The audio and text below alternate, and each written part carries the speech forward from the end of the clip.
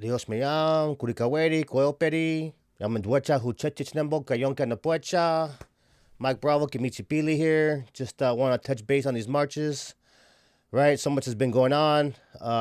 Jesus, that's an understatement. But I just want to touch on the marches real quick as I've seen them over the weekend.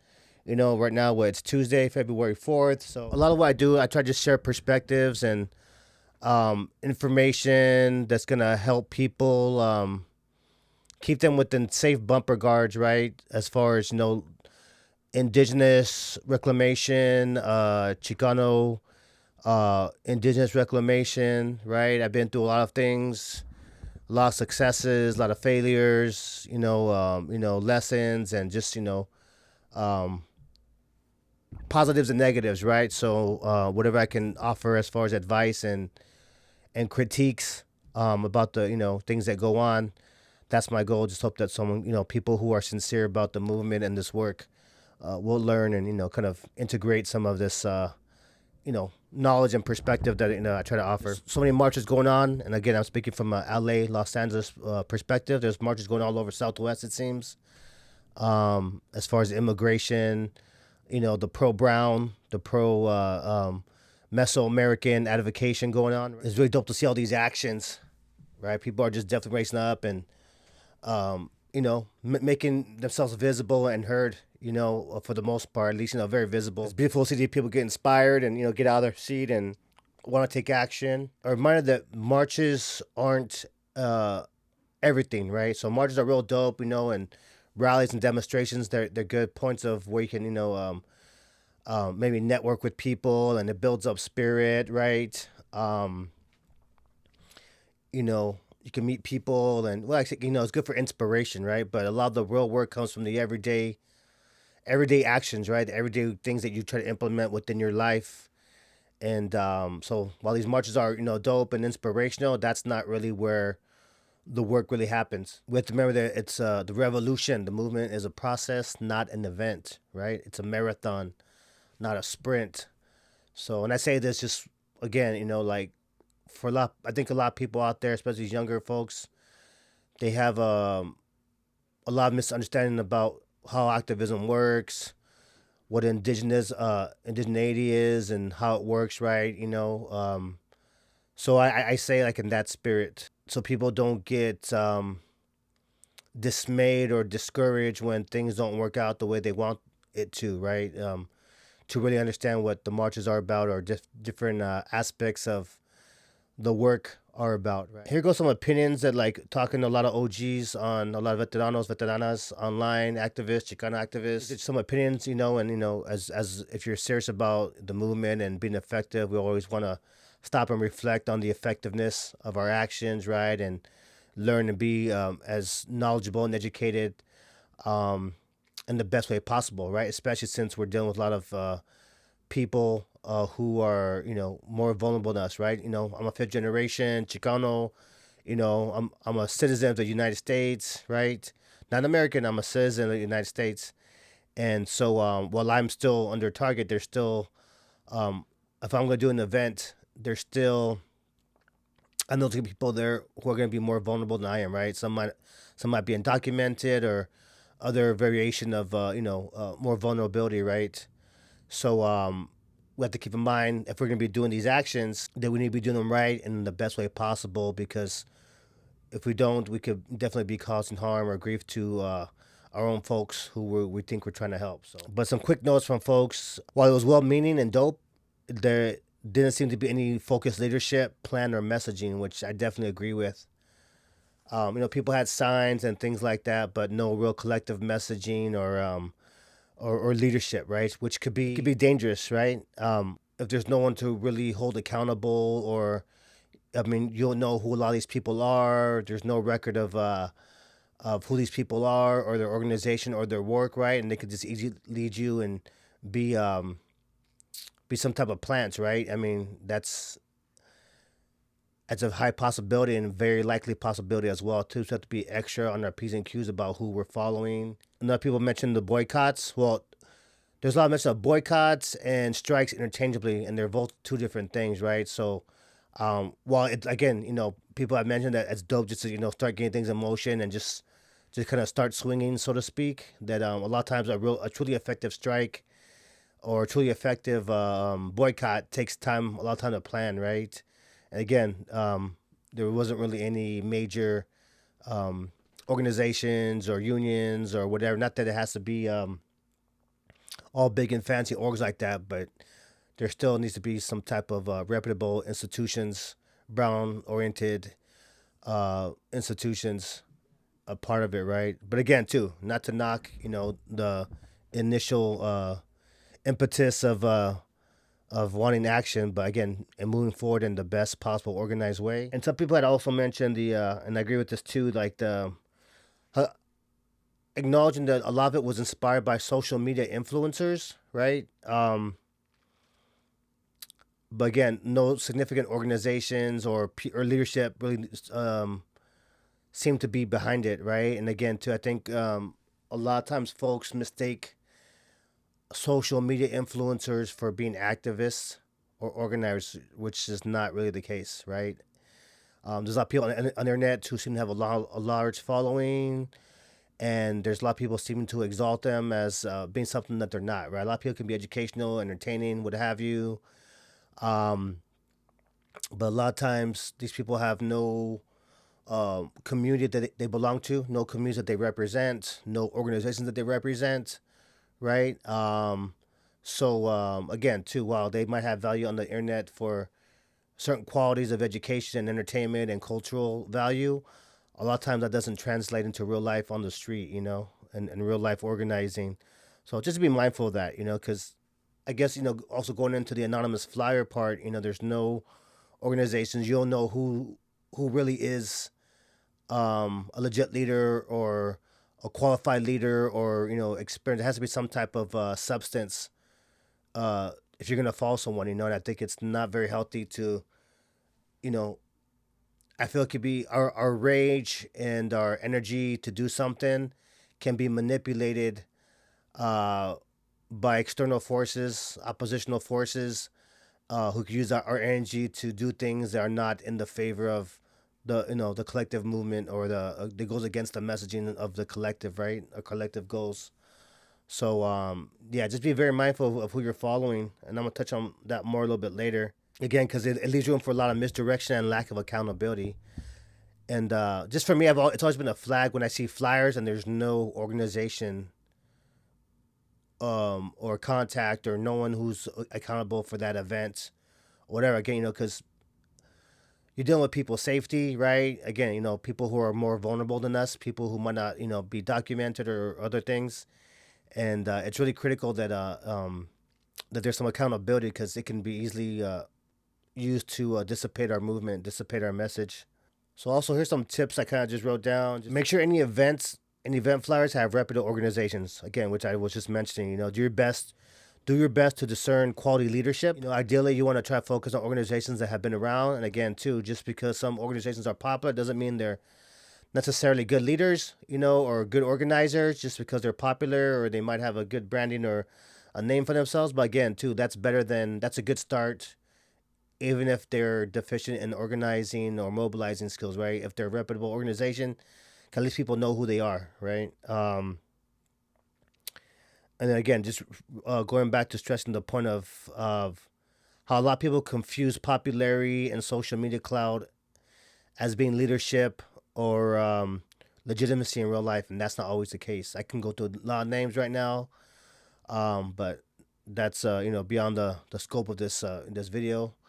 And if not, people get hurt. And there's folks in jail right now who've been in jail for a while who got caught up because of these very things I'm kind of mentioning right now.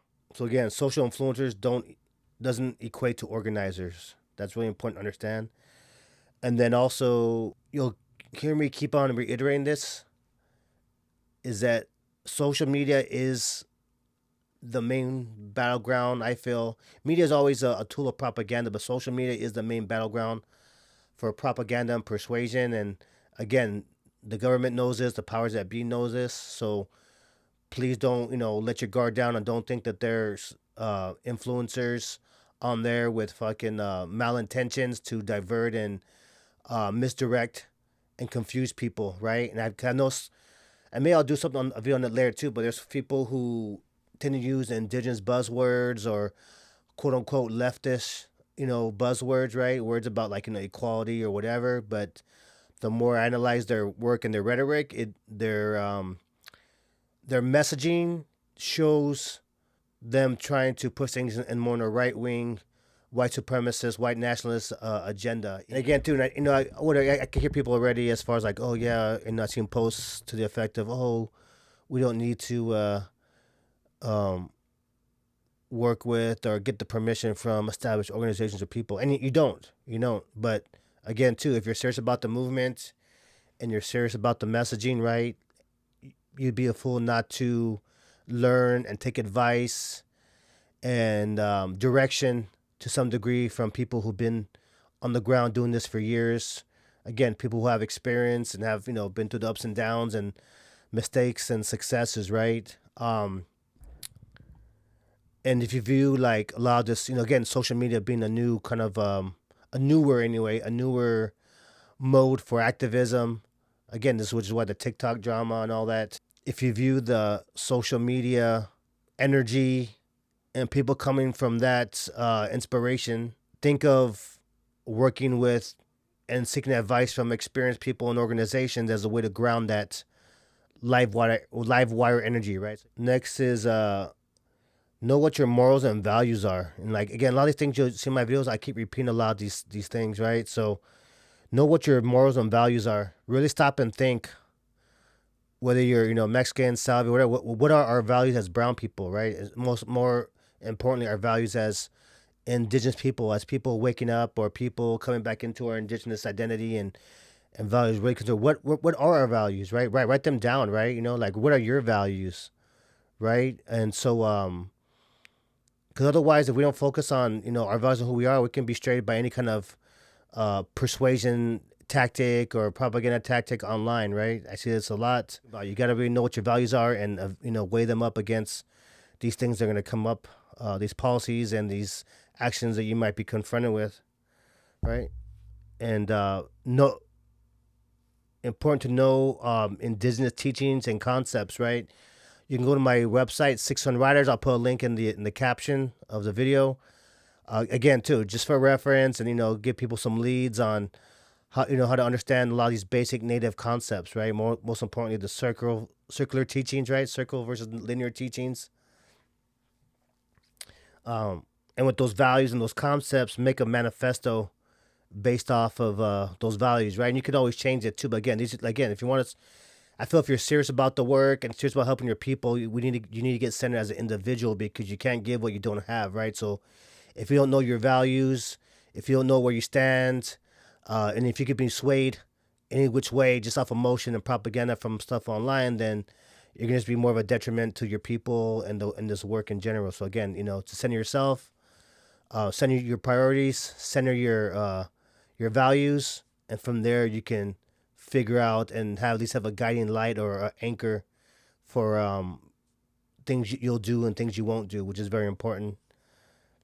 Otherwise, again, too, you could be easily led astray by false agents and false leaderships that you might come across. Another thing is keep in mind who are the most vulnerable people are in this fight and at any event. And again, too, there's one reason I can't stand clout chasers because a lot of times they're so worried about their concerns about themselves and getting social points and social clouts that they don't realize that a lot of people are sacrificing a lot to even be at those events, right? And so like they don't really have that they're not experienced organizers, they're not taking any advice from other people, they're not collaborating for the most part, right? And this in the end, the message doesn't get spread, the information, things that need to happen doesn't happen. People who are vulnerable, or anybody who's even might be documented, um, if there's no accountability and no focus on really what we're here for, people can get hurt in different ways, right? So just keep in mind in any situation who are the most vulnerable people, and take advice from them. Take their like, what do they want to do, and this kind of like touches on like the flag burn issue too. I know that's a topic that's been coming up, flag waving, flag burn. I'm gonna do a different video on that. But again, too, in any given moment, like who's the most vulnerable? What do they want to do? How do they want to express themselves? What do they want to say? You know what I mean? Don't make it all about yourself. If you have a voice and you have some privilege over other folks, like again, like me too. I have, like I said, I'm a citizen, fifth generation. I have more privilege than an undocumented person in a lot of ways, right?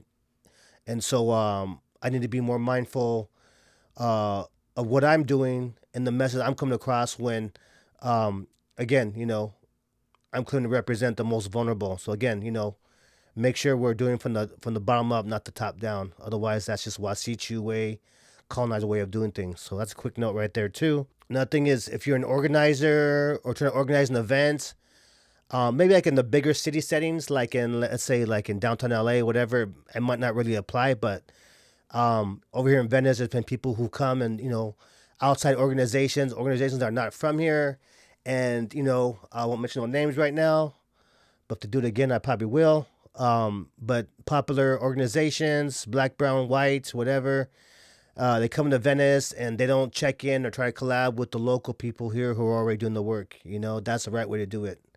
Again, one of the colonizer qualities is, to come up, doing a top down, coming in, imposing, thinking your way's better without any kind of collaboration or respect for the people who are local, right? Especially the local Chicano and indigenous people of the territories, right?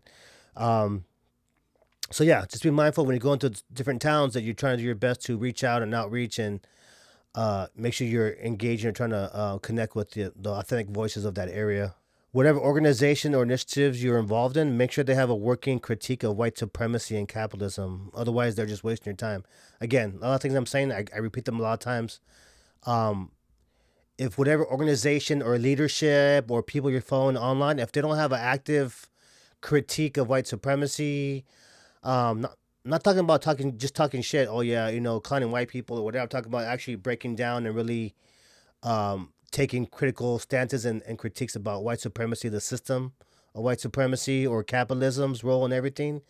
If people aren't critiquing that, you know what? Don't have anything to do with them. They're just wasting your time. Also, because again, too, if people don't have a working understanding of white supremacy, of how it works and what it is, and the different ways it can manifest in different contexts and situations, again, it's just gonna dilute and confuse people. I'm already seeing questionable accounts online where these, like, I guess they're indigenous based, but they're like indigenous based accounts, but they're really pushing like identity politics, right? But to the point where they're creating friction with other different indigenous fronts, right? You need to have a thorough, as best as you can, understand the white supremacy and how it works and manifests in different situations. Otherwise, you're going to be carried by just, any strong deceptive wind, and be unfocused and ineffective in purpose, right? Just pushing identity politics is not going to be enough, and that could be used against us again. So, lastly, and I'll touch on the flag issue more directly in a different video. But as far as flags go, like obviously there's a lot of videos out there making issue about the Mexican flag, which I get to an extent. Again, too, it goes back to what's the messaging, right? It's not a matter if it's right or wrong. It's a matter of like when do we do it and when don't we do it, right? And what do the most vulnerable and susceptible people in the community want to be said or done or heard, right? If anybody's gonna be doing any marches, whatever, in my opinion, they should also have the local Native Nation flag right there at the forefront too. Again, too, if we're Mexican people, right, fight against colonization and Wasichu values and colonizer values and concepts, etc., right? So even though we have ancient history here on this whole continent, as a Mexican nationality, as a person, we are still visitors to these territories in that sense, right? Like the Tongva, the Quiche, the Chumash, right? Acachaman, over here, to speak from California, right? Kumeyaay, right? We're still, those are the official caretakers of these territories, right? So wherever you are in the Southwest, you do your best to make relationship with the local people there and carry their flag as well, of course, with permission in the right way and in a good way. Again, because there's a message, I guess, that people get confused by when you're waving the Mexican flag. But if it unites and connects with its full capacity in solidarity with the local indigenous nations, it becomes a more solid indigenous movement as opposed to just a singular nationality movement, if that makes sense. But that's about it. Just want to touch on that real quick.